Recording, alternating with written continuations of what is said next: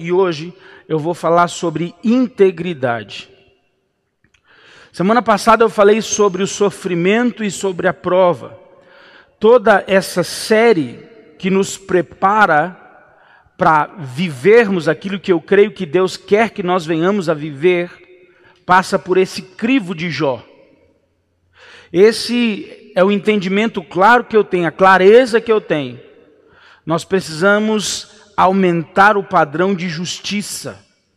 Como que nós vamos falar de apostólico se a gente está vivendo um nível de justiça baixíssimo? Como que nós vamos falar de igreja primitiva se a gente não sabe nem qual que é o padrão bíblico? Como que nós vamos falar de igreja primitiva se a igreja atual só prega bênção? Então, por essa razão eu tenho entendido que o Espírito Santo nos guiou para esse lugar. Vamos falar hoje então sobre integridade. E vamos tentar compreender um pouco melhor o que seria um voto. O que é um voto? Eu posso fazer um voto? Eu devo fazer um voto? Nós vamos entender isso um pouco melhor hoje. E eu creio que até o final dessa aula, não é uma mensagem, é uma aula. Até o final dessa aula eu creio que você vai sair daqui decidido a fazer algo diante de Deus, assumir um compromisso diante de Deus. E aqui eu não estou falando simplesmente sobre vestir algo diferente. Eu não vou estar falando simplesmente sobre rapar a sua cabeça ou não. A minha mensagem não tem esse teor. A mensagem tem um teor desde já. Quem começou a acompanhar a gente na internet, eu quero deixar claro. Tem a ver com um voto, um compromisso de viver um nível diferente, um padrão diferente. Amém? Então, abra comigo Gálatas, antes de nós irmos em Jó. Gálatas, capítulo 2, os versos 4 a 6. Gálatas 2. Quem achou diz amém. Nós vamos ler os versos 4 a 6. A igreja de Gálatas, ou a igreja da Galácia, esses irmãos viviam uma crise. Eles assumiam um compromisso e parece que depois eles retrocediam. A palavra de Deus deixa bem claro que Deus não se agrada daqueles que retrocedem. Você não foi chamado para retroceder. Você não é obrigado a assumir nenhum compromisso. Você não é obrigado a dar sua palavra para ninguém. Mas a partir do momento que você assumiu o compromisso, assumiu a palavra, você é escravo do que você disse. Você é senhor do que você não disse, mas você é escravo do que você disse. Fica claro isso? Por quê? Porque hoje nós vivemos em uma sociedade, irmãos, onde a aparência fala mais do que o caráter. Aquilo que você apresenta ou aparenta ser, hoje é mais importante do que você é de verdade. Então eu preciso de um relógio novo, eu preciso de um terno novo, eu preciso de um carro novo, eu preciso me relacionar com pessoas que são benquistas na sociedade, eu preciso estar inserido em um meio onde as pessoas vão me ver com pessoas que realmente são influentes. Mas as pessoas não estão preocupadas em ser algo, em fazer a diferença, em ser a diferença. E quando Paulo fala com os Gálatas, né? No capítulo 3 ele já diz, ó, insensatos Gálatas. Não é o tema, não é o texto que nós vamos ler agora, mas fazendo memória para você entender o contexto desses irmãos. Paulo diz assim, ó, insensatos Gálatas. A palavra insensato significa aquele que anda em círculo. São pessoas que eles estão a vida inteira andando em círculo. Não saem do lugar, não crescem, não rompem, não avançam. Por quê? Porque ora votam, ora retrocedem. Ora querem, ora não querem. Ora buscam a Deus, ora não buscam a Deus. E Paulo, nesse mesmo contexto, ele vai dizer, e isto por causa dos falsos irmãos, que se entremetam com o fim de espreitar a nossa liberdade que temos em Cristo Jesus e reduzir-nos à escravidão. aos quais nem ainda por uma hora nos submetemos, para que a verdade do Evangelho permanecesse entre vós. E quanto àqueles que pareciam ser de maior influência, quais tenham sido outrora, não me interessa. Deus não aceita a aparência do homem. Esses digo que me pareciam ser alguma coisa, nada me acrescentaram. Fica claro que Paulo está dizendo o seguinte, que a vida de aparência, ela de nada vale. Paulo diz que havia um grupo de pessoas no meio daqueles irmãos que eles pregavam uma coisa e viviam outra, cobravam uma coisa, mas não viviam. Deus não está te chamando para pregar, Deus está te chamando para viver. O maior desafio hoje não é ter pessoas que tenham uma boa homilética, que tenham, sabe, uma boa expressão. Não. Deus quer que você tenha uma vida, um caráter diferenciado. A sua vida tem que falar mais alto que as suas palavras. Deixa eu dizer uma coisa para você. A lambança que você anda fazendo por aí, ela está falando mais alto do que os seus sermões bem elaborados. A sujeira, o rastro que você está deixando para trás, ele está falando muito mais alto. E Paulo está dizendo, deixa eu te falar, a aparência de religioso, a aparência de espiritual não serve de nada se você não vive. Não se sinta constrangido com pessoas que aparentam ser espirituais. Agora, imite aqueles que realmente estão com a cruz nas costas. Aqueles que estão seguindo os passos do nosso Redentor. Se eu pudesse chavear, se eu pudesse separar um texto de tudo o que eu vou falar aqui nessa manhã, a chave do texto nessa manhã é Jó, capítulo 31, verso de número 6. Jó 31, verso 6. Diz o seguinte: pese-me Deus em balanças fiéis e conhecerá a minha integridade. Pese-me Deus em balanças fiéis e conhecerá a minha integridade. Irmãos, olha o que Jó está dizendo. No capítulo 31, verso 6, ele está dizendo: Deus, diante do Senhor, assim como Paulo fala sobre uma consciência pura, como uma consciência limpa, Jó, ele chega na presença de Deus e diz diante dos homens que Deus me pese em uma balança. Será que Deus hoje poderia pesar você numa balança? De um lado a sua espiritualidade, do outro lado o seu caráter. O que Jó está dizendo é o seguinte: o meu relacionamento com Deus, não posso usar esse termo. O meu relacionamento com Deus está de um lado. E o meu caráter, o meu padrão de vida que eu decidi viver está do outro lado. Deus, o Senhor pode me pesar. Deixa eu dizer uma coisa para você. A sua vida espiritual, se ela não afeta o seu caráter, isso é hipocrisia. As suas revelações não podem servir de alicerce para a sua hipocrisia. Eu sou um homem de muitas revelações. Eu sou um homem que eu conduzo a glória de Deus.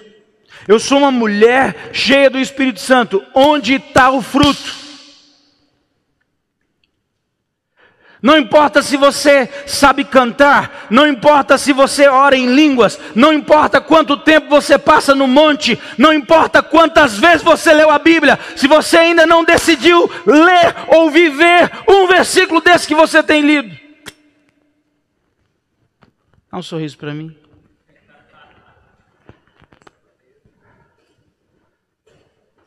Sabe, a gente veste uma roupa que não é nossa.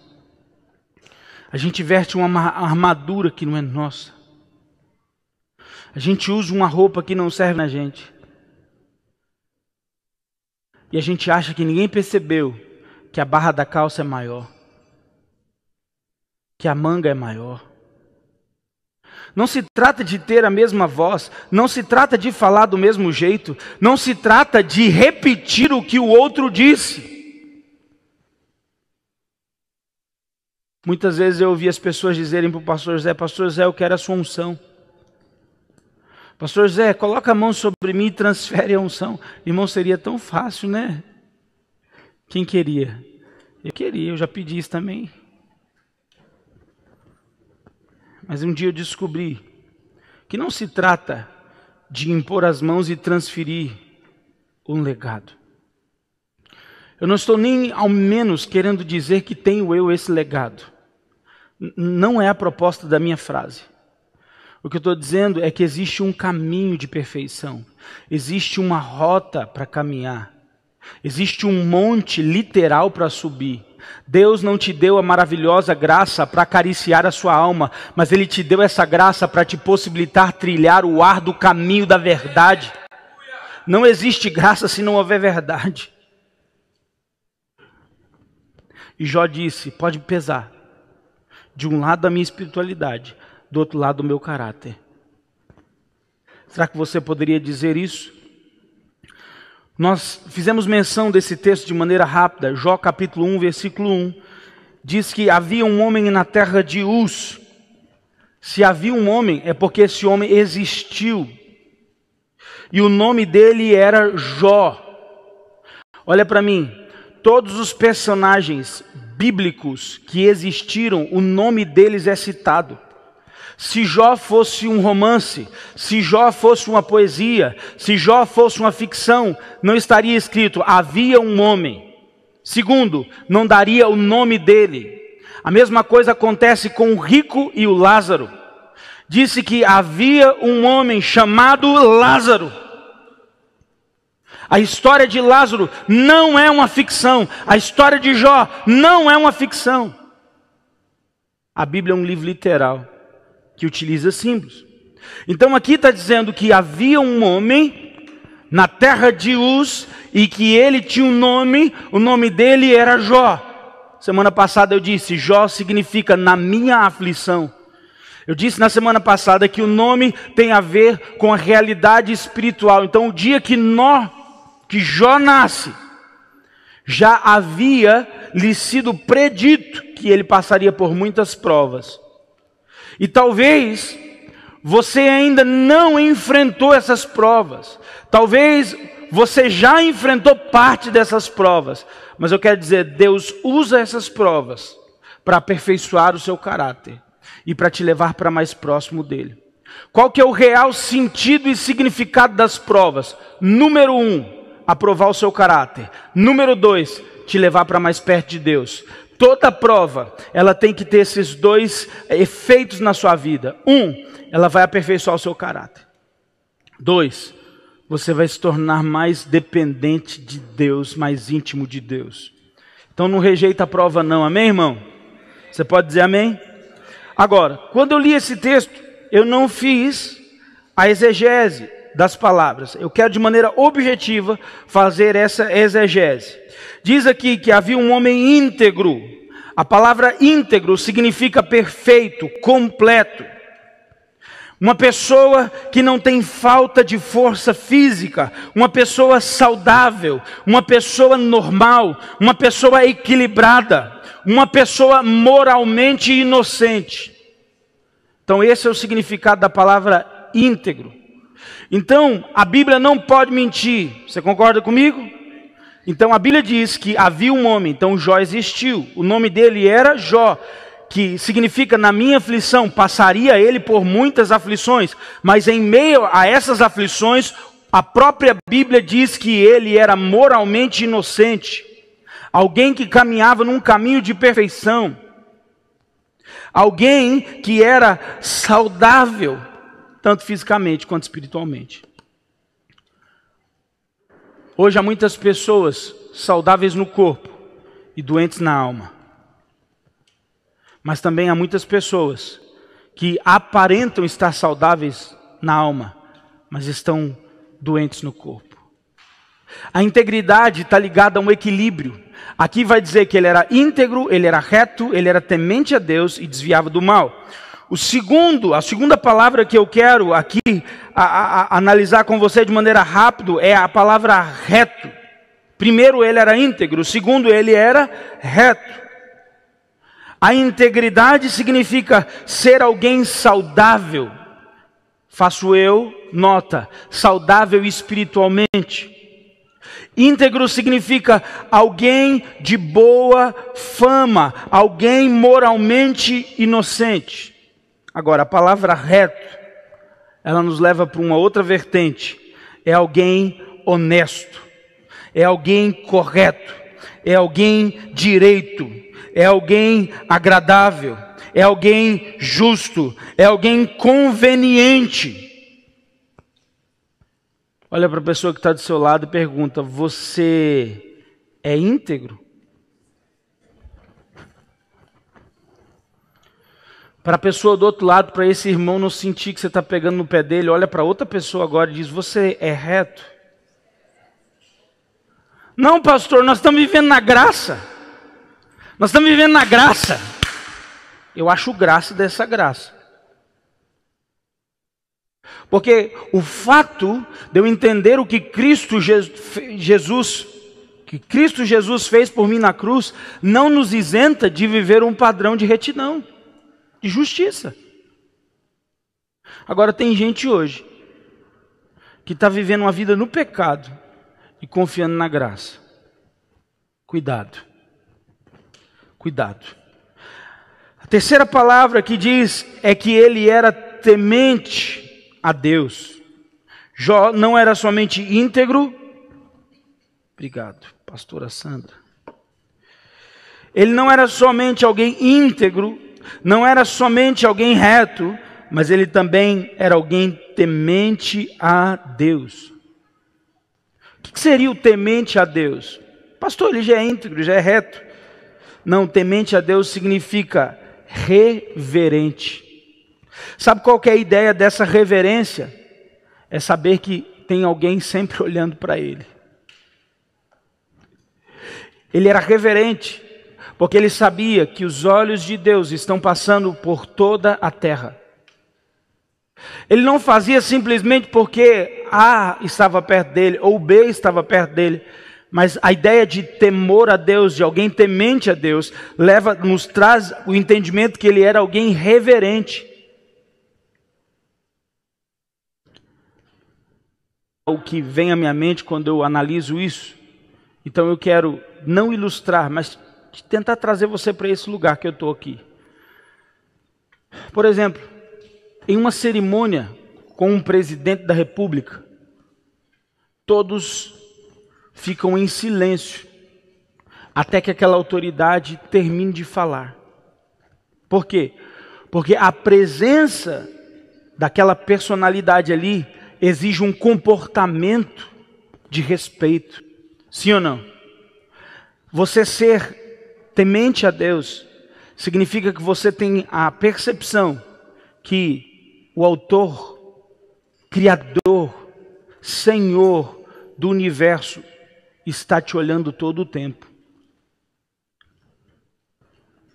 E aí nos arremete a quarta palavra, que é desviar do mal. Jó, ele era íntegro, reto, temente a Deus, ele tinha essa percepção: os olhos do Senhor estão sobre mim, o Senhor está vendo tudo o que eu faço, o que eu deixo de fazer.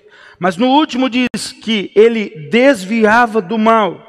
Essa palavra no original, ela de fato fala sobre desviar o rumo, desviar a rota, afastar-se de um caminho, ser removido, desviar, remover-se.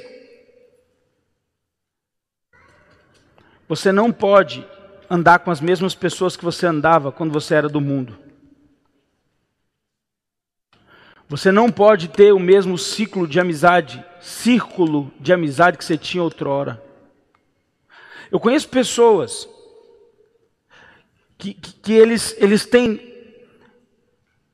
a capacidade de se dizerem cristãos.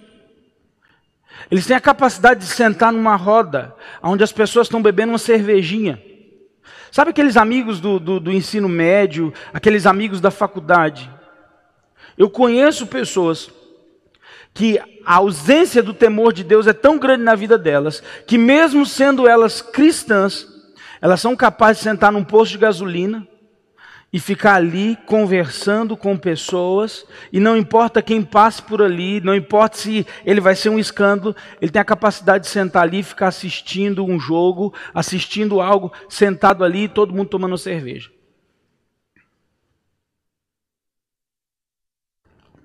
Pastor, você é contra a cerveja? Eu sou. Você é contra crente beber cerveja? Sou. Se eu não tivesse em casa, eu não falaria isso. E eu sei que o que a gente fala aqui repercute no Brasil. Então eu quero dizer, a MCM não concorda com cerveja. Crente bebendo cerveja.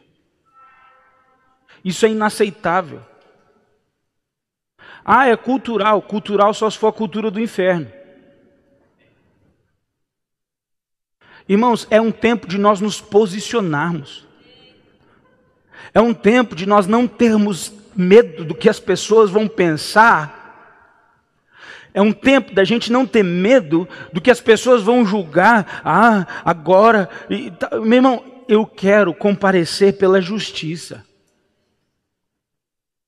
A minha consciência não me deixa enganar. A minha consciência não me deixa enganar. Crente bebendo cerveja é uma vergonha. É sem álcool, pastor. Irmão, para onde vai o seu testemunho? Passando o ímpio e pegando um pastor com uma lata de cerveja na mão, isso fica legal, não fica? Ah não, pastor, mas eu bebo a hora que eu quiser. E, assim, ó, eu tenho controle. Não tem, senão você tinha parado. É só socialmente.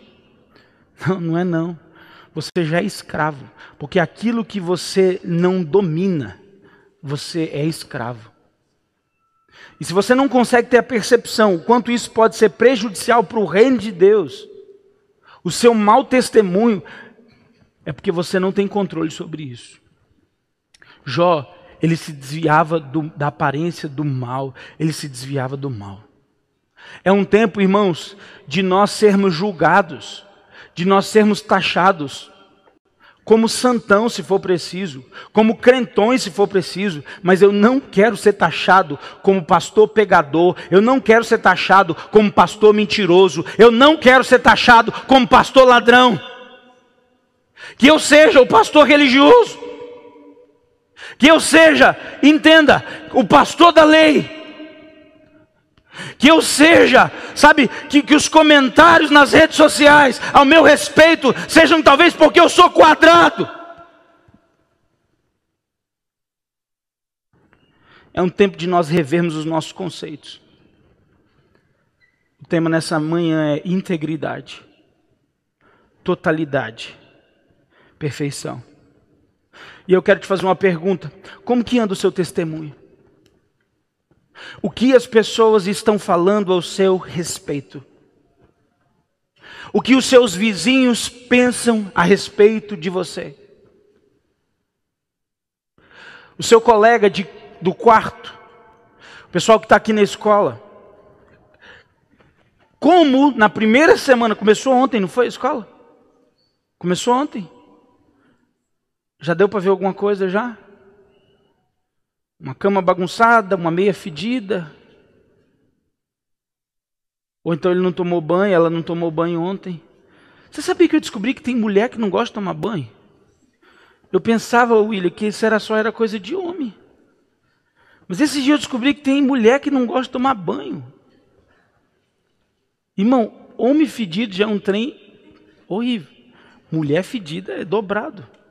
Pelo amor de Deus. Homem porco já é um negócio feio. Mulher porca, sangue de Jesus tem poder.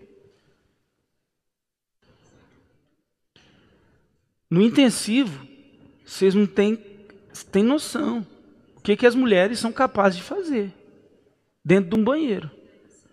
Só quem limpou um banheiro de encontro profético sabe o que as mulheres conseguem fazer.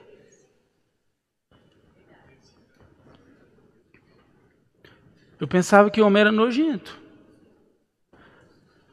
Agora, por que eu estou dizendo isso? Não sei. Falando de combater a aparência. Não importa quem você aparenta ser. O que importa é quem você é quando ninguém vê. E eu não estou fazendo distinção entre sexo. Eu estou dizendo que às vezes a aparência pode falar muito mais alto e você se calar, vivendo uma mentira dentro de você. Jesus quer te levar para um novo lugar. Deus precisa do seu testemunho para julgar essa geração. Deus precisa de homens e mulheres íntegros hoje, agora. Em cada geração, Ele separou alguém. Para que o testemunho deles, o relacionamento deles com Deus, gritasse naquele período e naquela geração. É muito claro, Jó 1:8 e Jó 2:3. Deus chama Satanás e diz: você viu o testemunho do meu servo Jó? Irmão, se o testemunho de Jó não fosse algo íntegro, reto, irrepreensível, o próprio Deus não teria chamado o adversário para apontar o testemunho dele.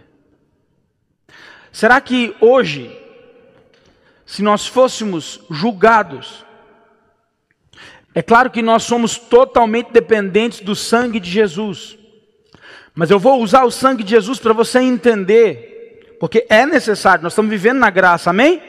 Nós estamos vivendo na graça. Agora, será que não há nenhum pecado oculto na sua vida? Será que não há nenhum segredo na sua vida?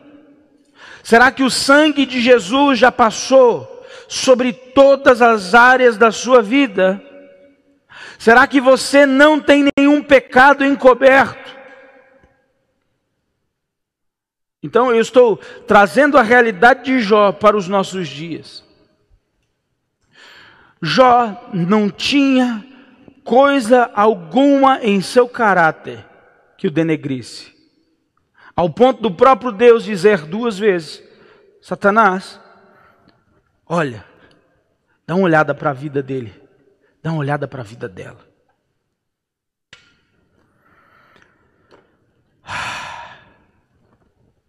Como Jó alcançou esse padrão de integridade? Como Jó consegue alcançar esse lugar? Capítulo 1, versículo 5. Jó 1, 5.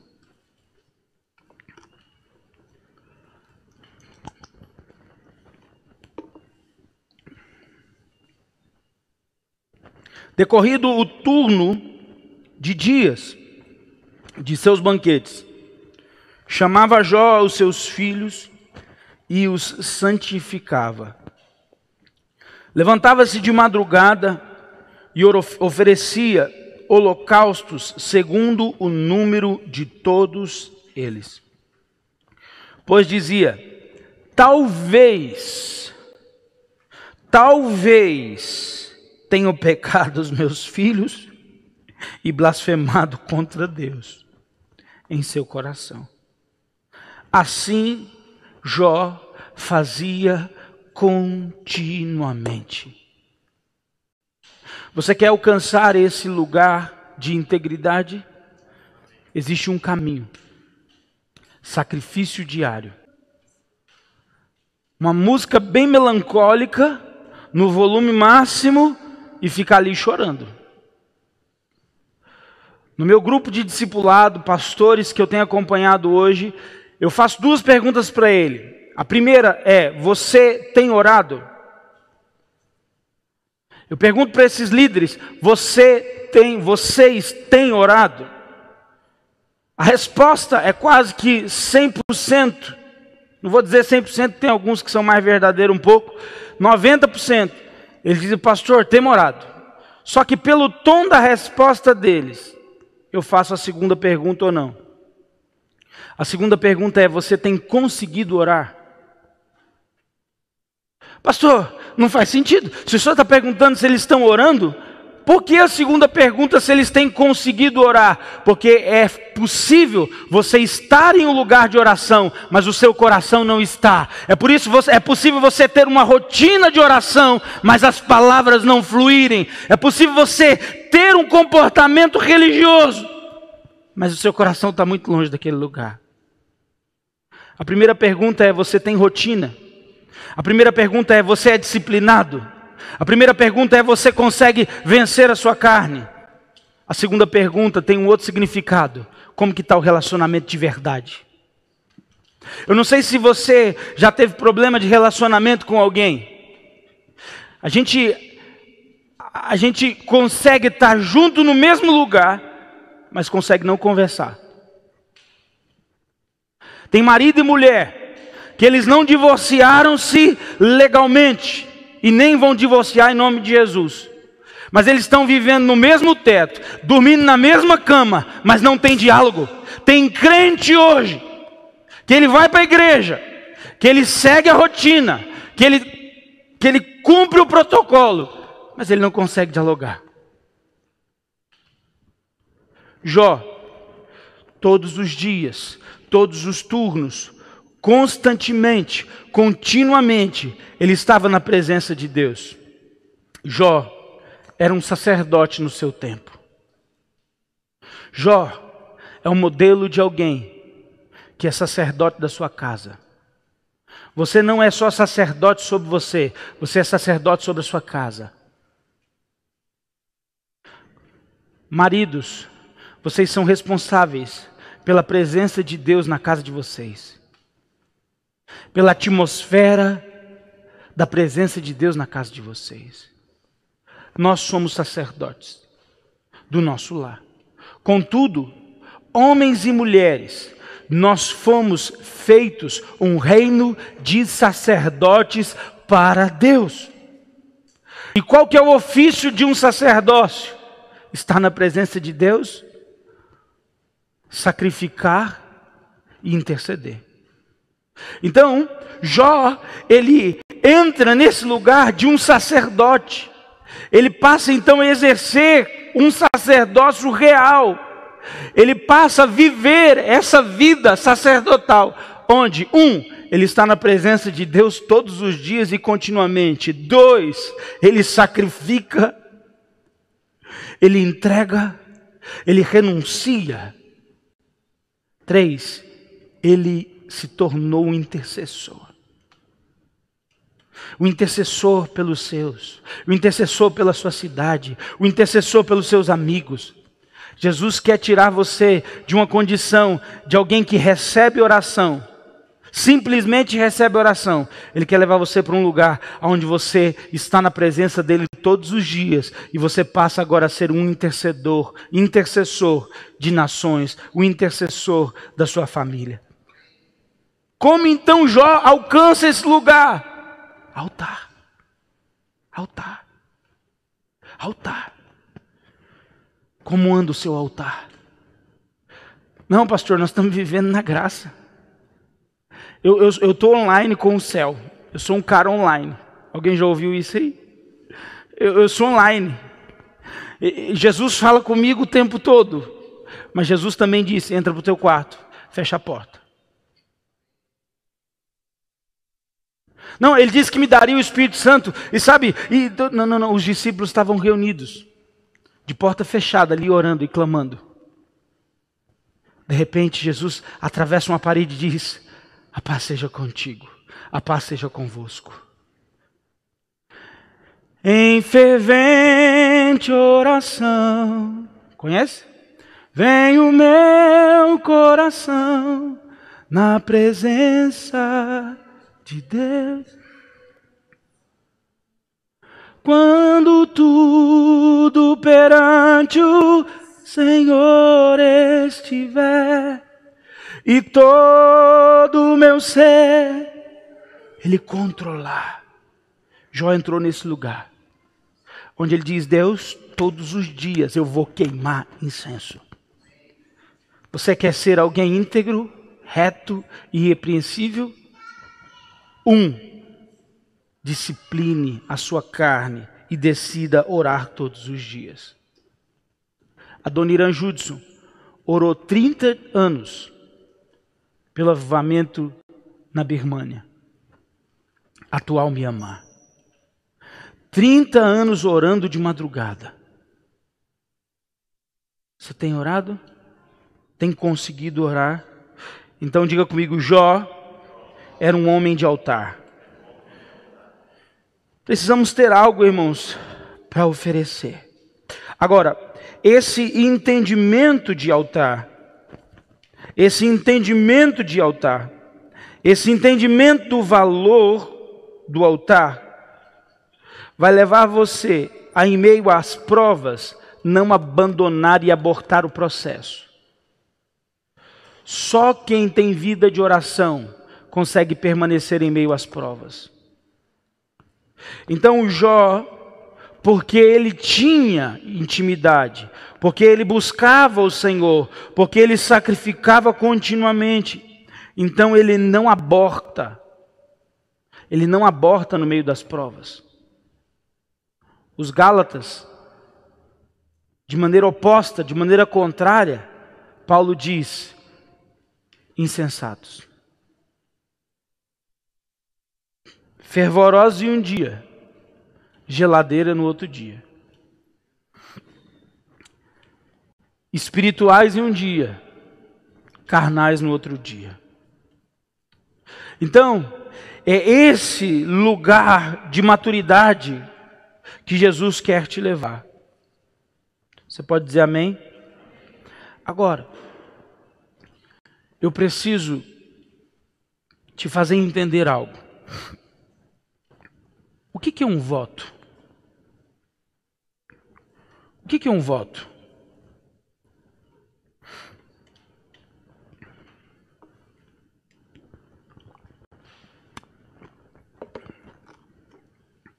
Vamos lá, gente. Quem falou? Bom, temos um corajoso aqui, né? Um compromisso. Uma promessa. Que você assume por cumprir algo. Por viver algo. O dicionário diz que é uma obrigação contraída. É uma obrigação contraída. O voto deve ser voluntário. Ninguém pode obrigar outro a fazer um voto. Você é responsável por aquilo que você disse. Então, o voto é obrigação contraída moralmente por promessa feita geralmente a uma divindade ou uma pessoa. Você fez um voto, assumiu um compromisso, uma obrigação. Agora você tem responsabilidade. O voto, ele pode te levar a um lugar também, a uma condição de um desejo ardente. Quando você assume um compromisso, algo acontece dentro de você. Algo muda dentro de você, uma chave muda dentro de você. Porque você está dizendo diante de Deus: Deus, eu estou cansado de viver a vida que eu vivia antes. E eu quero viver algo novo. Eu quero viver algo superior na minha vida. No Novo Testamento houveram alguns votos. Alguns votos foram feitos no Novo Testamento. Paulo fez votos. Atos 18, só fazendo menção, eu não quero entrar nisso. Paulo, para entrar em Éfeso, ele reúne alguns irmãos e ele faz um voto, ele raspa a cabeça. Ele ia entrar em um campo de batalha. Se Atos 18 ele faz o voto, Atos 19 ele entra em Éfeso. Isso pode significar que ele estava se preparando para um nível de batalha maior, porque a carta aos Efésios É uma carta de batalha espiritual. Por isso que eu disse que às vezes a gente pode correr o risco de ser chamado de místico. Eu não estou defendendo nenhuma linha mística. Eu estou dizendo para você que para lograr novos resultados, você precisa de um posicionamento diferente. E eu volto a dizer, ninguém te obriga a fazer voto. Eu quero abrir um parênteses, eu não estou pedindo para ninguém fazer voto. Eu não estou pedindo para ninguém raspar a cabeça. Eu não estou pedindo para ninguém andar de pano de saco. Mas estou dizendo que Paulo fez isso. Em Atos 18. E depois, eles vivem um avivamento extraordinário em Éfeso.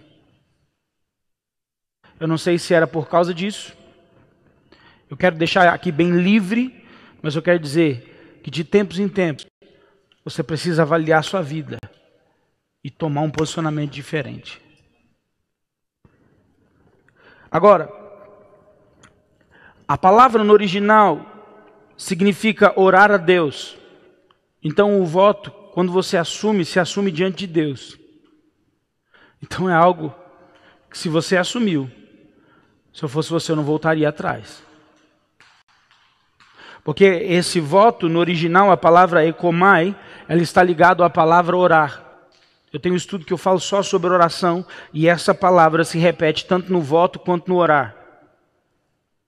E aí nos dá a entender que existem tipos de oração ou tipos de votos.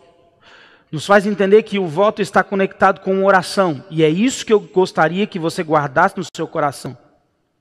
Não o ato exterior, mas um comportamento interior diante de Deus. De dizer, Deus, eu quero viver algo novo.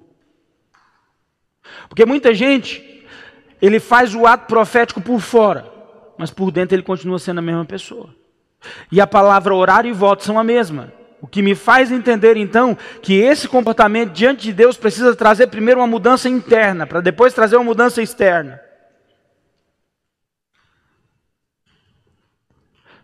Talvez o mais correto seria a gente rapar a cabeça quando terminasse o voto, não no começo. Porque talvez aí seria de dentro para fora. Alguém está entendendo onde eu estou caminhando? Não está errado em rapar a cabeça. Está errado em rapar a cabeça e não mudar. Está errado vestir pano de saco e não mudar. Está errado viver uma vida de aparência. Porque a ênfase do voto é Deus, pesa-me em balanças. Pesa-me em balanças fiéis. Que a minha espiritualidade seja reflexo do meu caráter. E que o meu caráter seja reflexo da minha vida espiritual. Eclesiastes 5:4. Gostaria que você abrisse. Eclesiastes 5:4.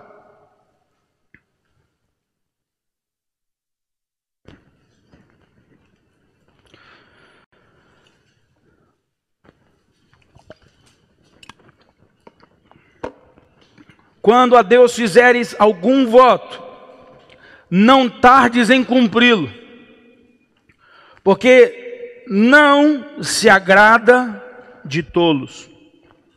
Cumpre o voto que fazes.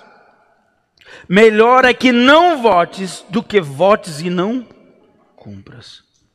Não consintas que a tua boca te faça culpado, nem digas diante do mensageiro de Deus que foi inadvertência. Por que razão se iraria Deus por causa da tua palavra, a ponto de destruir as obras das tuas mãos? Porque como na multidão dos sonhos a vaidade, assim também nas muitas palavras, tu, porém, teme a Deus. Olha para a pessoa que está do seu lado e diga, pensa bem antes de falar.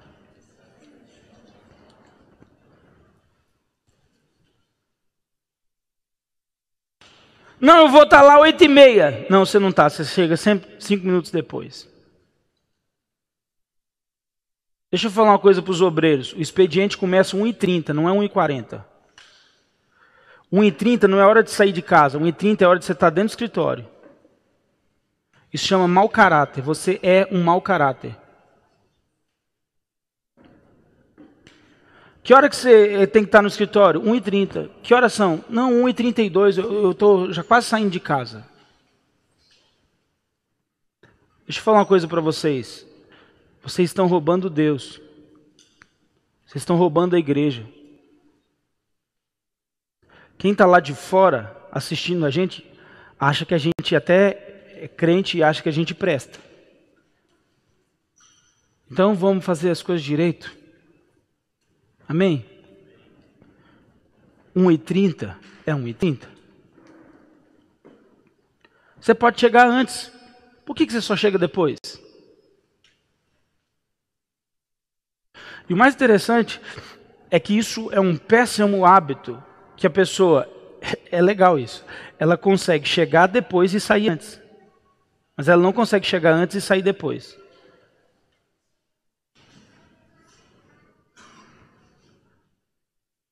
Ué, pastor, por que o senhor está falando isso? Porque nós estamos falando de integridade. Se eu não falar agora, eu vou falar que dia?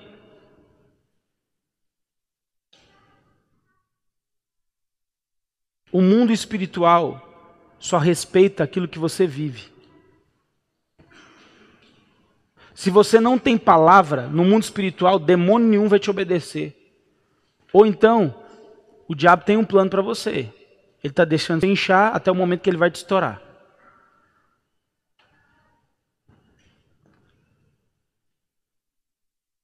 Nós já vimos muitas vezes alguns demônios dizer, lá vem o pastor mentiroso. Como assim, pastor mentiroso? Pastor que não tem palavra. Líder que não tem palavra. Você votou? Você deu sua palavra? Você assumiu o compromisso? Então você tem que estar lá. Você não é obrigado a fazer nada do que você não disse. Não, mas você falou, então me mostra, irmão, no WhatsApp, onde que eu falei isso. Agora, sabe qual é o problema? Aqui diz o seguinte, que porque como a multidão de sonhos a vaidade, assim também nas muitas palavras. Quem fala muito é orgulhoso, vaidoso e tolo. Só o tolo fala muito. E quem fala muito se torna responsável por muita coisa. Você já viu que o falante, ele geralmente é sonhador? E o sonhador, ele é falante? Fala, inventa, aumenta. Cuidado. Amém? Eu sei que essa não é uma palavra agradável, né? Podia ter um ar-condicionado aqui, né? Uma poltrona mais almofadada, assim. Não podia? Alguém está servindo um suquinho para você. A mensagem podia ser outra, não podia? Mas Jesus trouxe você aqui para ouvir isso.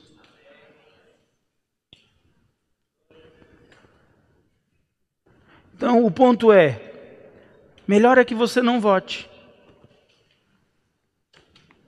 Melhor é que você não assuma um compromisso. Aí a gente tem os espertinhos, né? Não, mas eu não dei minha palavra. Não, mas eu não assumi o compromisso. Ei, guerreiro, ei, guerreira, não volta atrás. Não tenha medo de assumir responsabilidade. Você só vai crescer quando você entender que responsabilidade faz parte da vida adulta.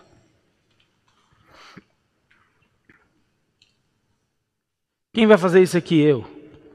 Eu sou o primeiro. Vou levantar a mão, vou fazer. É claro que você sabe que você vai pagar um preço. Mas será que agora, porque você tem entendido o preço da integridade, você vai passar a vida inteira de mão abaixada?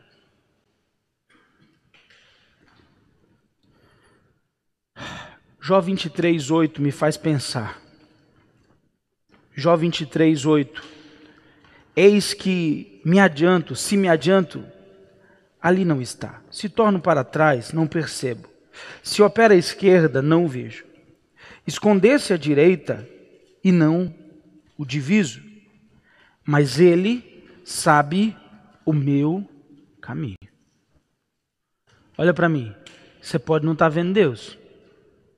E você pode achar que ninguém está te vendo. Mas eu quero dizer uma coisa. Todo mundo está te vendo. E Deus conhece cada passo seu. Jó está dizendo aqui, ó, eu olho para todos os lados e não vejo ninguém. Daí ele volta dizendo, mas eu sei que o Senhor está vendo tudo. Ele está vendo cada gesto, ele está vendo cada passo, cada palavra que você comete. Mais um texto, Jó 27. Jó 27.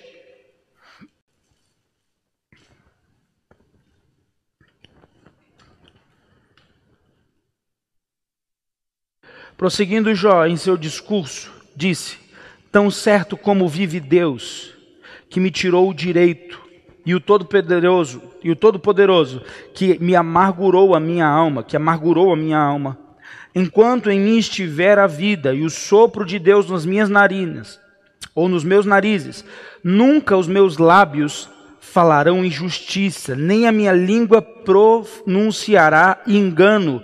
Longe de mim que eu vos dê razão. Olhe para mim.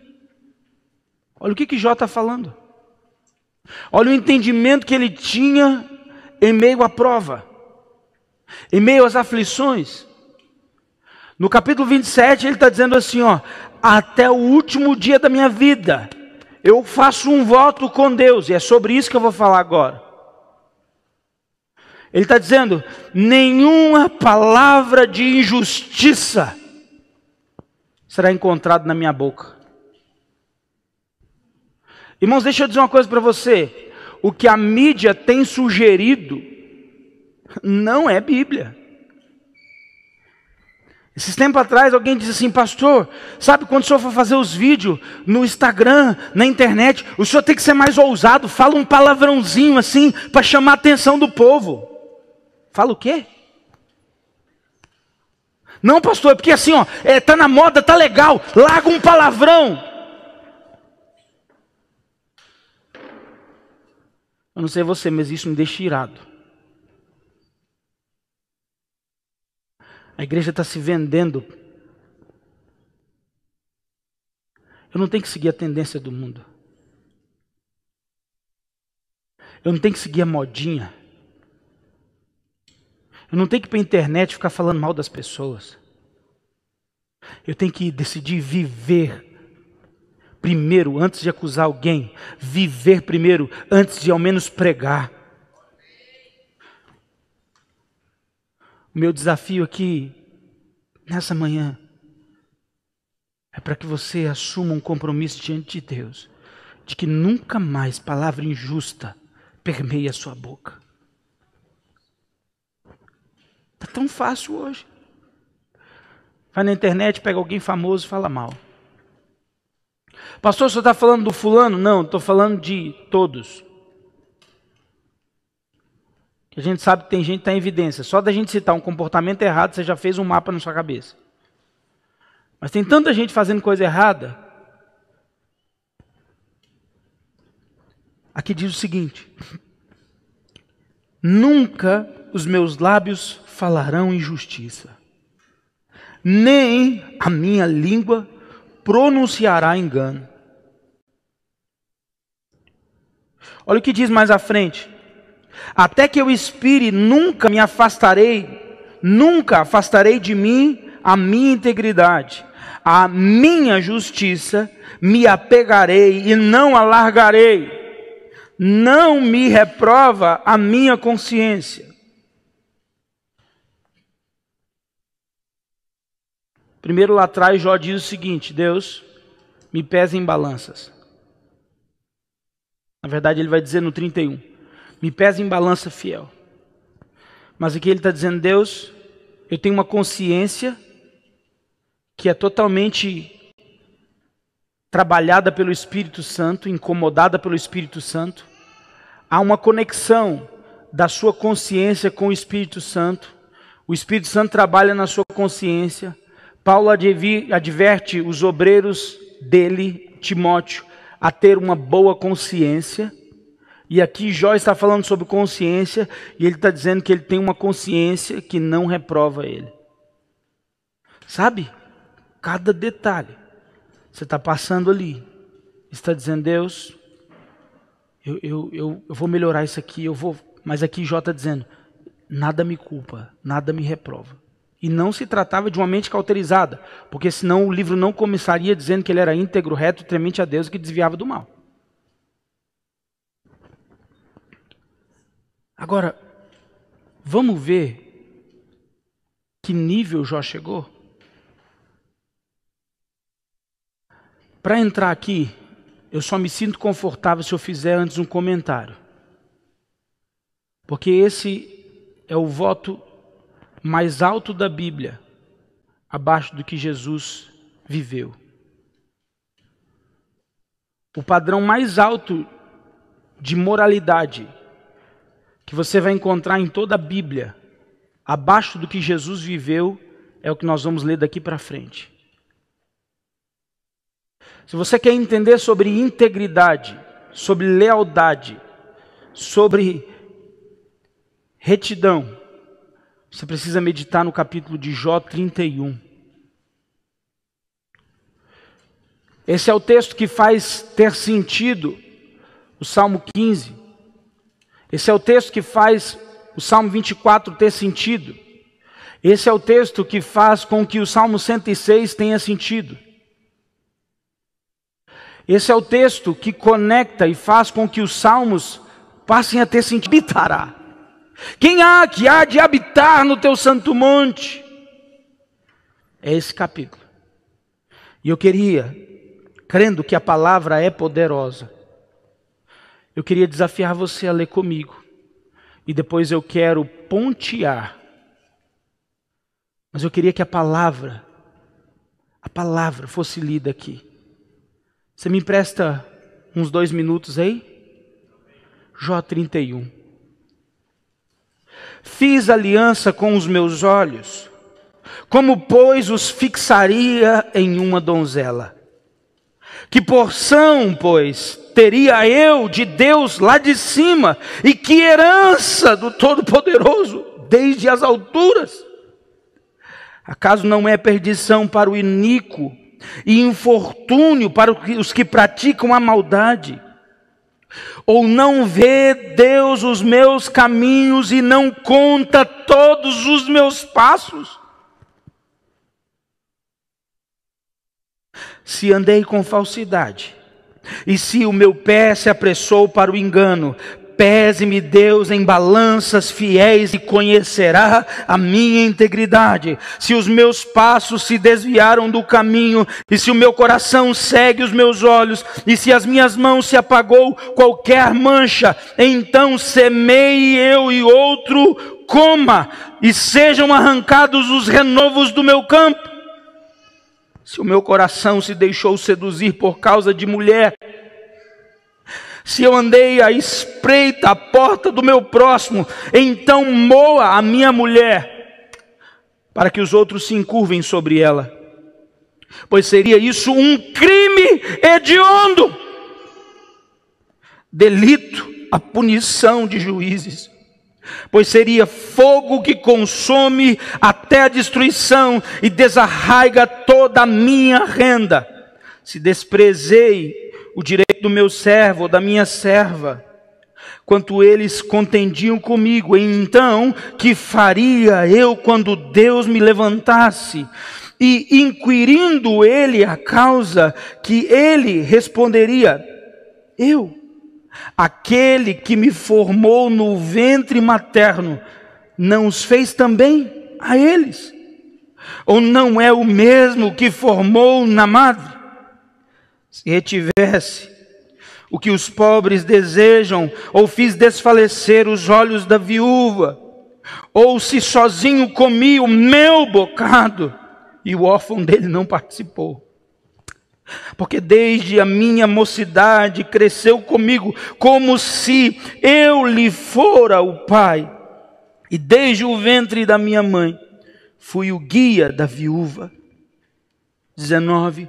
Se alguém vi perecer por falta de roupa, e ao necessitado por não ter coberta, se os seus lombos não se me abençoaram, e se não se aquentava com a lã dos meus cordeiros, se eu levantei a mão contra o órfão, por me ver apoiado pelos juízes da porta. Então caia-me a omoplata do meu ombro e sejam arrancado o meu braço da articulação. Porque o castigo de Deus seria para mim um assombro, e não poderia enfrentar na sua majestade.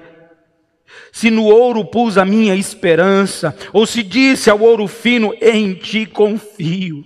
Se me alegrei por serem grandes os meus bens, e por ter a minha mão alcançado muito, se olhei para o sol quando resplandecia, ou para a lua quando caminhava esplendente, e o meu coração deixou enganar em oculto, e os beijos lhe atirei com a mão, também isso seria delito e punição de juízes, pois assim negaria eu, o Deus, abre parênteses, Jonatas, o Deus criador, o criador do universo, fecha parênteses, o Deus lá de cima. Se me alegrei da desgraça do que me tem ódio, e se exultei quando o mal atingiu, também não deixei de pecar a minha boca, pedindo imprecações à sua morte. Se a gente da minha tenda não disse, quem haverá aí que não se associou de carne provida por ele? O estrangeiro não pernoitava na rua, as minhas portas abria ao viajante. Se, como Adão, encobri as minhas transgressões, ocultando o meu delito no meu seio, porque eu temia a grande multidão e desprezo das famílias que me apavorava, de sorte que me calei e não saí à porta, tomara eu tivesse quem me ouvisse.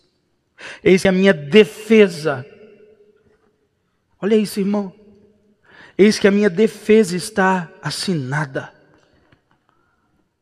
Que o Todo-Poderoso me responda, que o meu adversário escreva a sua acusação. Por certo que levaria sobre o meu ombro, atalaia sobre mim como coroa, mostrar-lhe o número dos meus passos como príncipe e me chegaria a ele. Se a minha terra clamar contra mim, e se os seus sulcos juntamente chorarem, se eu comi os seus frutos sem tê-lo, ou sem tê-la, ele está falando da terra, sem tê-la pago devidamente, e causei a morte aos seus donos, por trigo me produza cardos, e cevada por joio. Olhe para mim.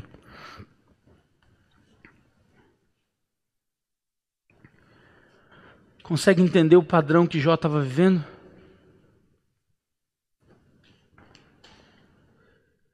Ninguém viveu esse padrão de justiça senão Jesus. Ezequiel 14:14 diz que a gente tem 3 no rol. O verso 20 também faz menção: Noé, Jó e Daniel. Ezequiel, como profeta, dentre os profetas, diz que esses 3 homens viveram um padrão de justiça elevado. Só que a gente vê a história de Daniel e vê claramente que ele não retrocedia diante das provas, lançado numa cova de leões. Nunca deixou de orar. Jó, em meio a tantas angústias, sacrificava continuamente. Noé, assim que as águas baixam, ele ergue um altar. O segredo de viver em integridade é ter um altar contínuo. E aqui a gente consegue perceber que os holocaustos de Jó funcionavam. Por quê?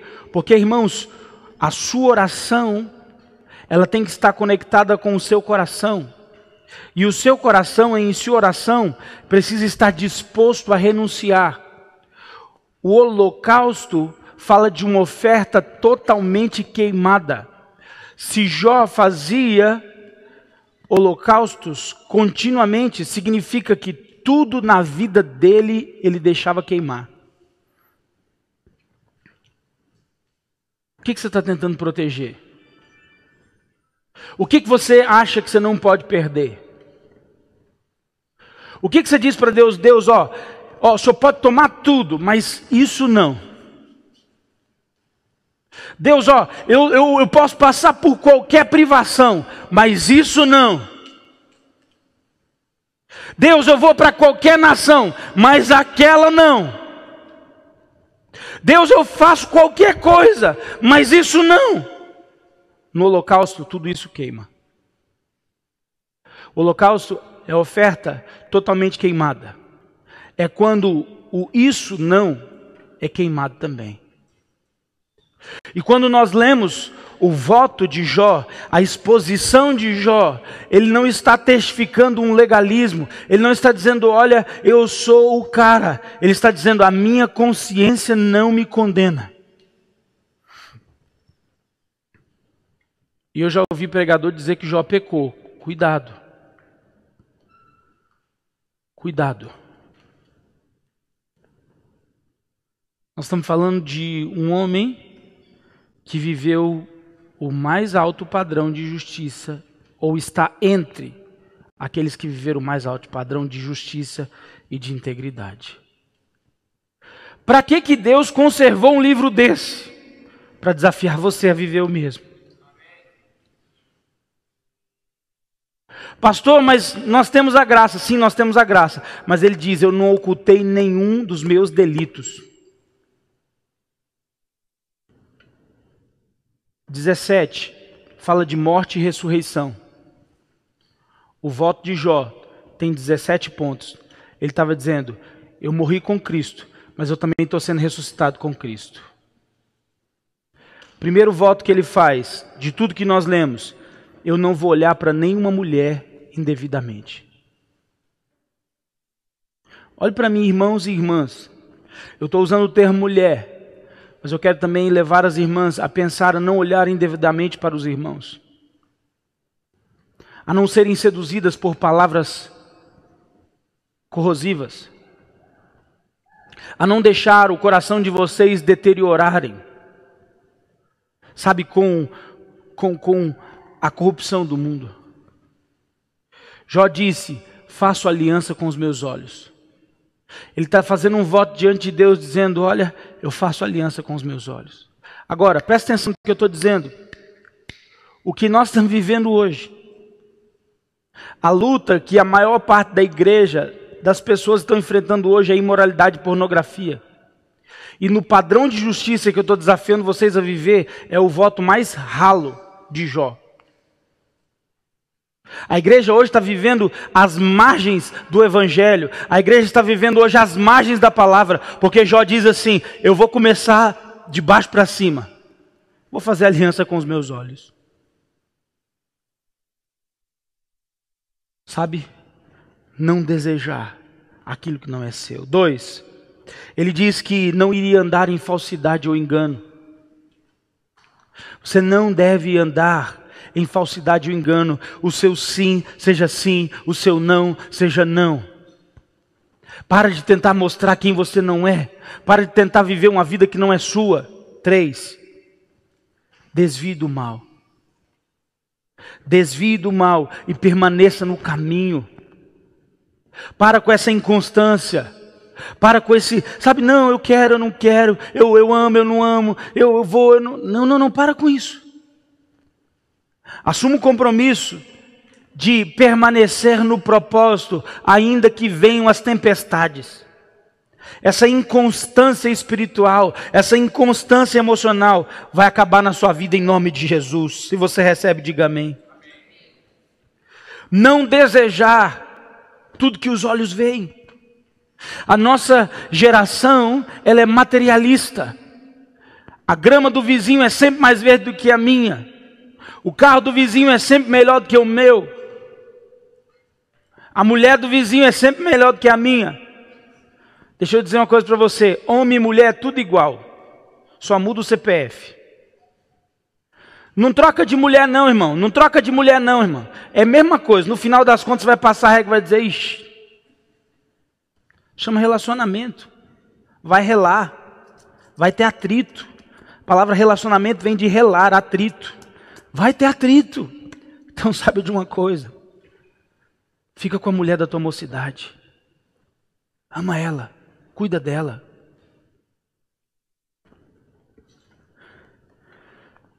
Quinto, não tocar em nada impuro.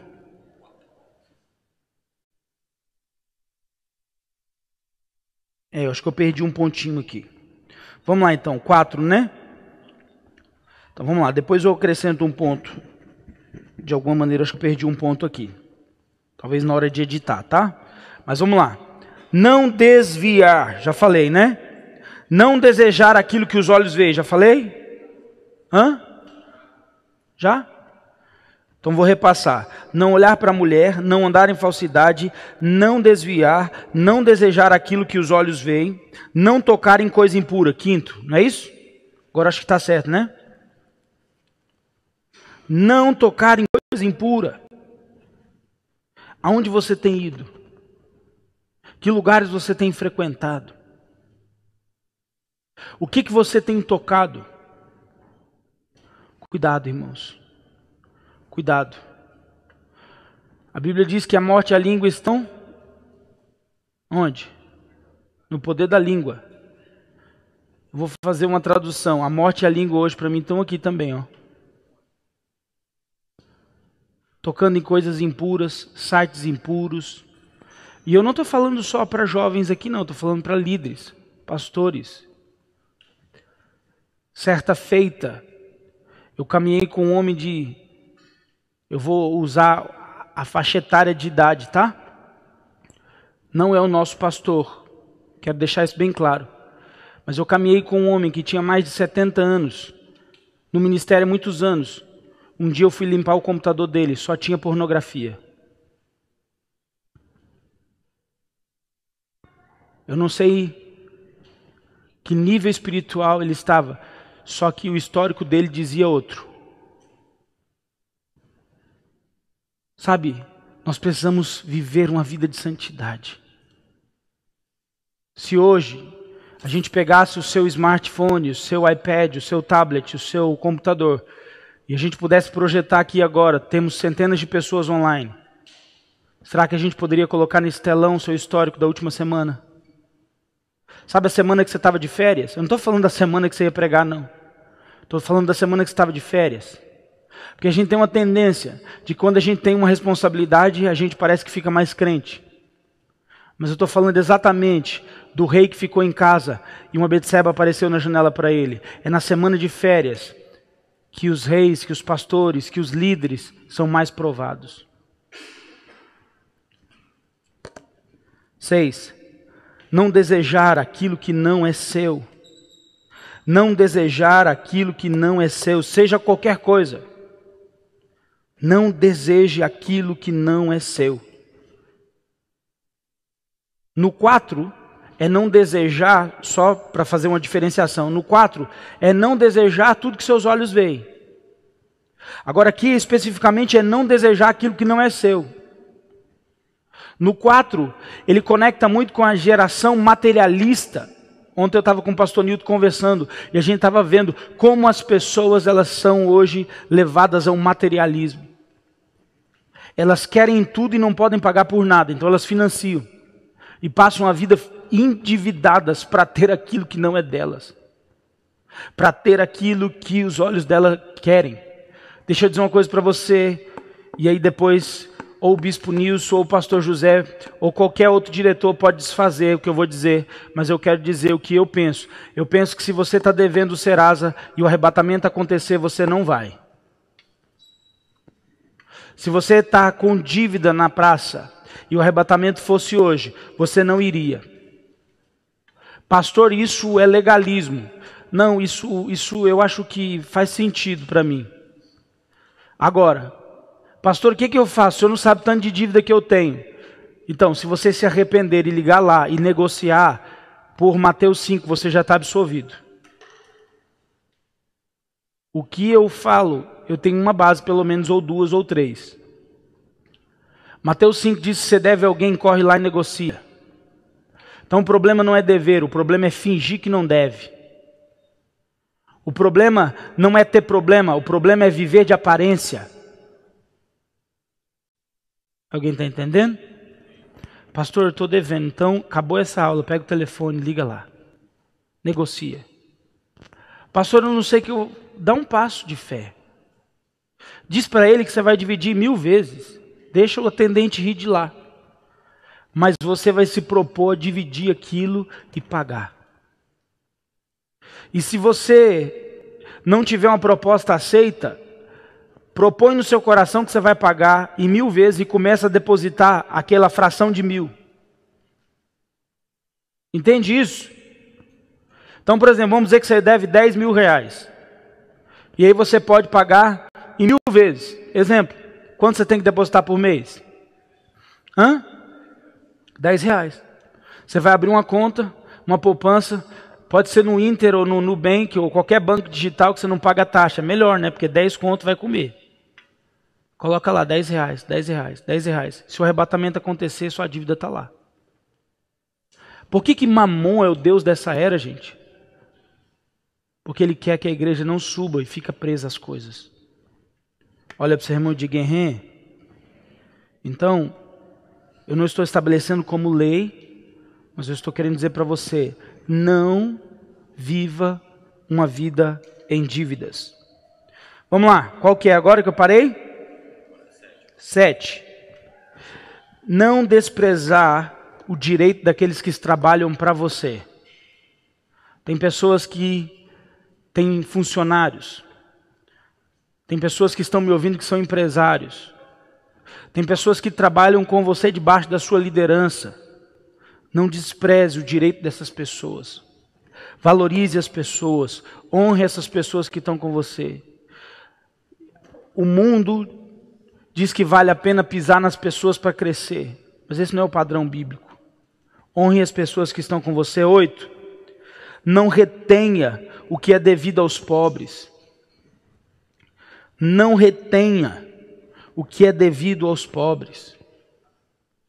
Sabe, às vezes você tem um dinheirinho no bolso e alguém te pede um dinheiro, uma esmola, um lanche. Você diz com muita facilidade, não tem. Cuidado. Você não é obrigado a dar dinheiro para todo mundo. Você não é obrigado a alimentar o vício de todo mundo. Mas cuidado, existe uma linha fina aqui. Às vezes a pessoa não precisa de 50 centavos, às vezes ela precisa de um almoço. Às vezes ela precisa de um lanche. Às vezes ela realmente está com fome. Cuidado para você não entrar no automático e começar a ignorar o direito do pobre e não assistir o pobre. 9. Cuide dos órfãos e dos excluídos. Assuma um compromisso de cuidar dos órfãos e dos excluídos. 10. Não confie nas riquezas. Assuma um compromisso diante de Deus de não confiar no seu saldo bancário. Confie em Deus. Tem gente que o humor dele depende do saldo bancário dele. Se está azul, ele está alegre. Se está vermelho, ele está triste. Se está azul, ele está feliz. Se está vermelho, ele está nervoso. Deixa eu dizer uma coisa.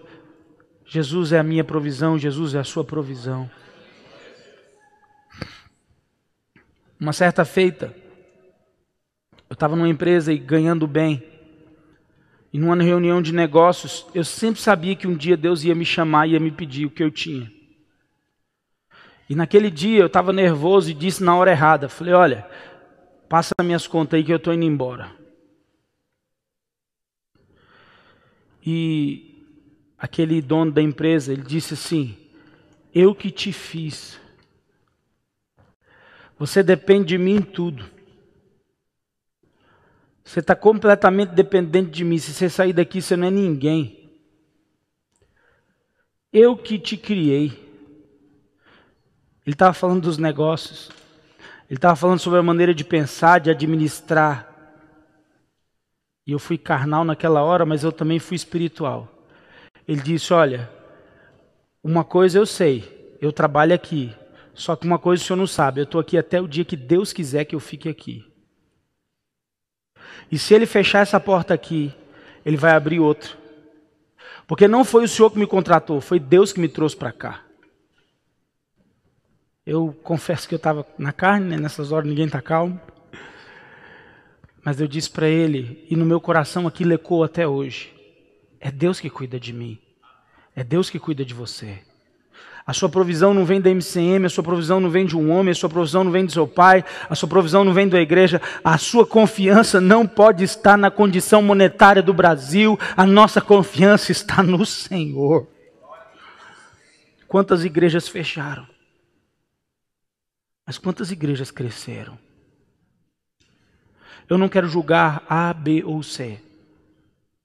Mas eu quero dizer que parece que alguns que confiavam no Senhor prosperaram. Em meio à crise, Cristo se revela. 11. Não se alegre com os bens, com as coisas, mais do que em Deus.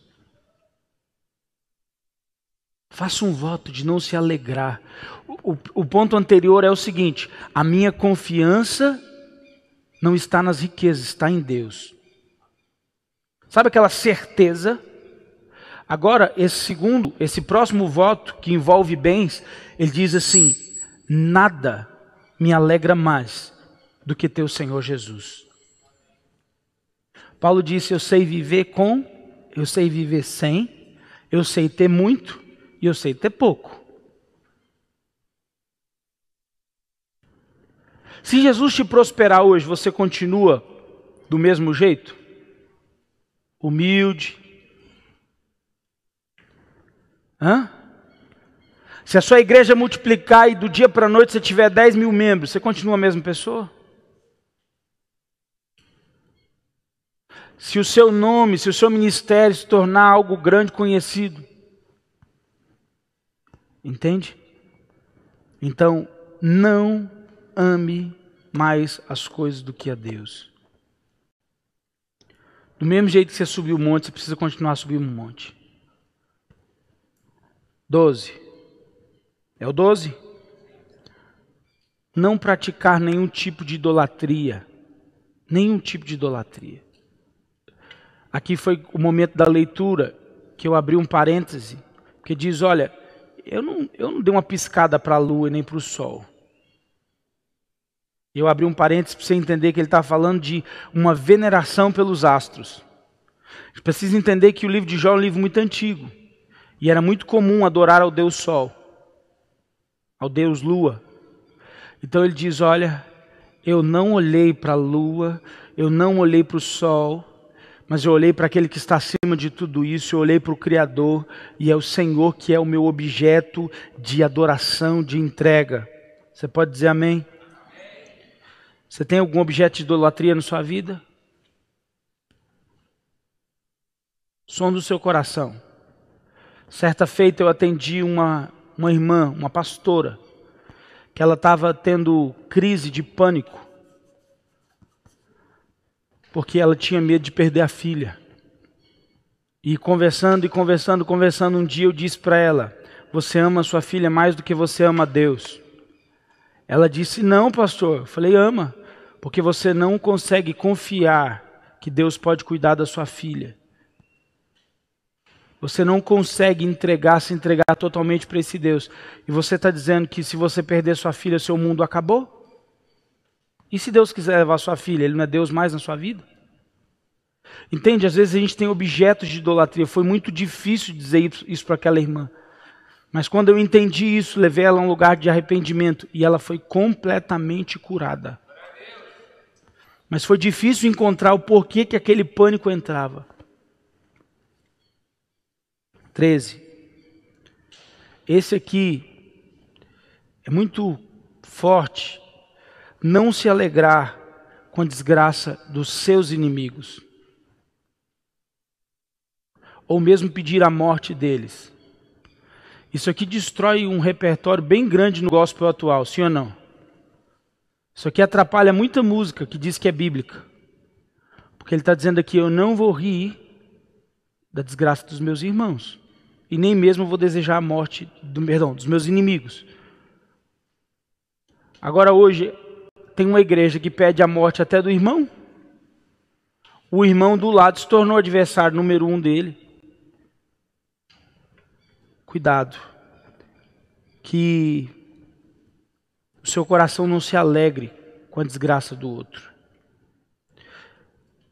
Vamos tentar trabalhar algo em nós? Aqui é um pedido meu. Você já viu que tem gente que acha engraçado ver o outro cair? Você já viu isso? A pessoa caiu, ela está ali debilitada, às vezes até machucou, na hora ali caiu de mau jeito, está com vergonha, levanta e diz, não foi nada não, mas dentro está doendo. Aí sempre tem uns 3 abobados que dizem, eu não consigo parar de rir. É que quando alguém cai eu tenho crise de riso. Olha para mim, irmão, dá um sorriso. Isso é demônio. Viu? Isso é maldade. É maldade no coração. Você já viu os vídeos que mais dão ibope no YouTube? É de gente caindo. É de gente se machucando. Eu não estou dizendo, sabe, mas som do seu coração. Nós estamos falando de um nível de integridade. De integridade. Parece que a gente se alegra quando o outro erra. Quando um pastor cair, você deveria chorar e não sair falando para as outras pessoas. Quando alguém naufragar na fé, você deveria chorar por ela. Não, fulano caiu de novo, olha lá para você ver. Eu sabia. E faz chacota e faz piada. Se nós queremos esse nível de integridade, nós não podemos nos alegrar com o mal dos nossos inimigos. 14. É isso? Cuide bem da sua família. Assuma um compromisso diante de Deus de cuidar bem da sua família, da sua casa, sua esposa, seus filhos. Cuidar não é dar tudo que eles querem, mas é dar tudo que eles precisam. Tem gente que acha que cuidar eu fico tão ausente, eu vou lá e dou um presente bem caro. Isso não é cuidar. Cuidar é dar o que eles precisam. Presente não supre carência. Falta.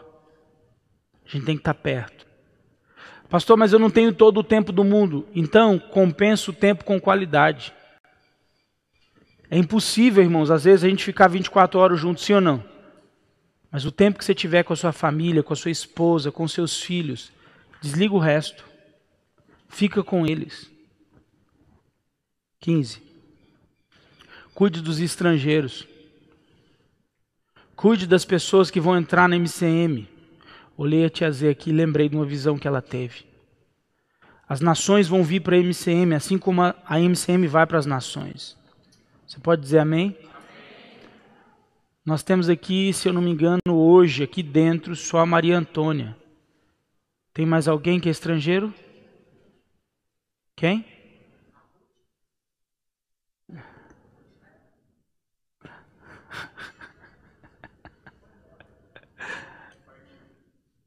Tia Z diz que é estrangeira. E é, né? Indiana. Você já foi estrangeiro? Olha para mim. Você já foi estrangeiro? Levanta a mão aí. Tia Z, levanta a mão agora. Agora é a hora. João Vitor, Elaine, Gabriel. Você também? Onde você esteve? Na Espanha. Mais alguém? Só quem foi estrangeiro sabe o que é ser um estrangeiro.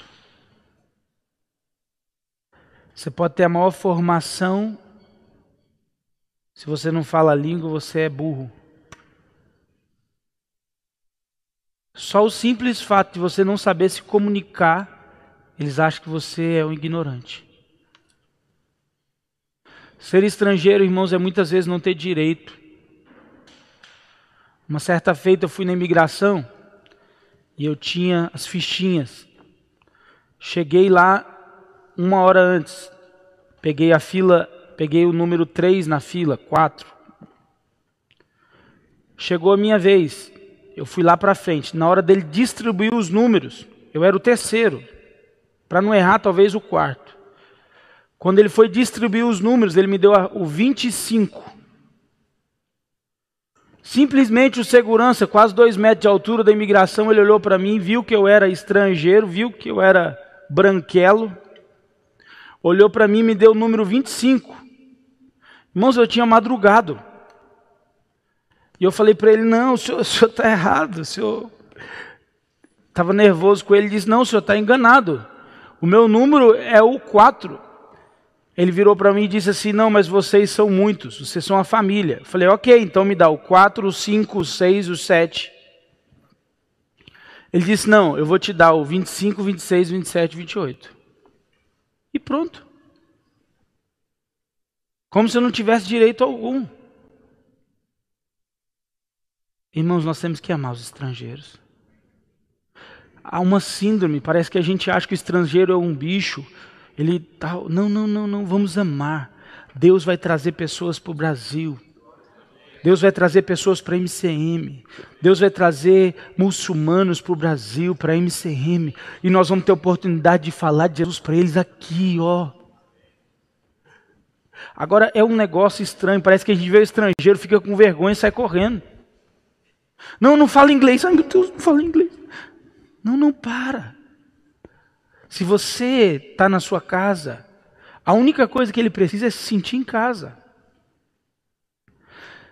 Quando você está lá, você é obrigado a falar a língua. Agora ele está aqui, você é obrigado a amar. Ama ele. Talvez você vai até aprender a língua dele. Mostre interesse por aprender o que ele tem para ensinar.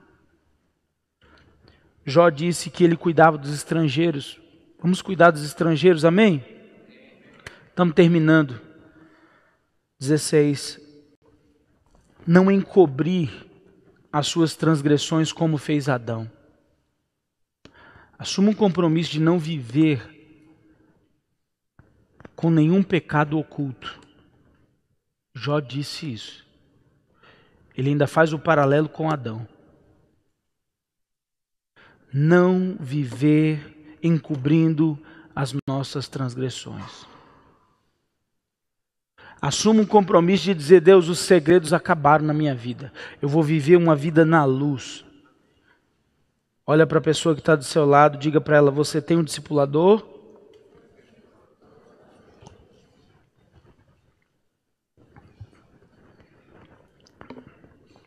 Hã? O que é o discipulador? Aquela pessoa que anda do seu lado, que está junto com você. É alguém que você tem coragem de dizer para ela o que você nunca disse para ninguém. Só que assim, ó gente, deixa eu dizer algo. Abrindo um parênteses, tá? Tem gente que confessa pecado para gente mais sem vergonha do que ele. Isso não é confessar pecado, isso é contar vantagem. Você já viu? Tem gente que quer descarregar a consciência, chega para um crente bem meia boca e fala, irmão, eu fiz isso. É mesmo, que massa. Não, olha para mim. Se a cara não ficar vermelha, você está confessando para a pessoa errada.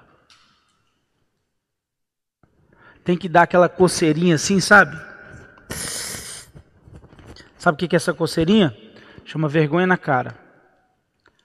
Tem que dar uma coçadinha assim, ó. Se já não está tendo vergonha mais, procura outra pessoa. Porque isso te livra de viver no pecado.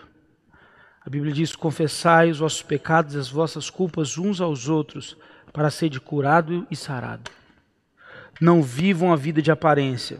E por último, ele diz, respeitar a natureza, respeitar a criação. Por que está por último aqui, irmãos? Porque hoje, é claro que tem essa ideia naturalista, mas tem gente que é mal, não é? Tem gente que mata bicho por prazer. Ó, tombei. Tem gente que não respeita a terra, não respeita os animais. E aqui Jó disse que até o tempo da terra ele respeitou. Eu não sou especialista em terra, o pastor Nilton poderia dar uma aula só sobre plantio aqui. Foi fazendeiro o pastor Nilton. Mas a terra tem um tempo de descanso. A terra tem um tempo de preparo. Nós devemos respeitar tudo, inclusive a terra. Lá atrás ele diz, olha, eu não olho para mulher alguma. Aqui disse, eu respeito até o ambiente que eu vivo. Respeite o ambiente que você está. Respeite as pessoas. Respeite a terra. Respeite a criação, a natureza.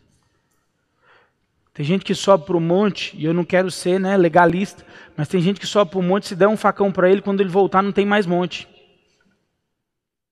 Vocês foram para o monte ontem? Quantos viram as placas lá? Não toque no verde. Não toque no verde. Sabe por quê? Tinha uns irmãos que subiam lá e pensavam que era samurai. Não, não, não. Vamos cuidar. Se a gente não cuidar, a gente daqui a pouco não tem nada. Amém? Pastor, eu acho esse último ponto tão simples.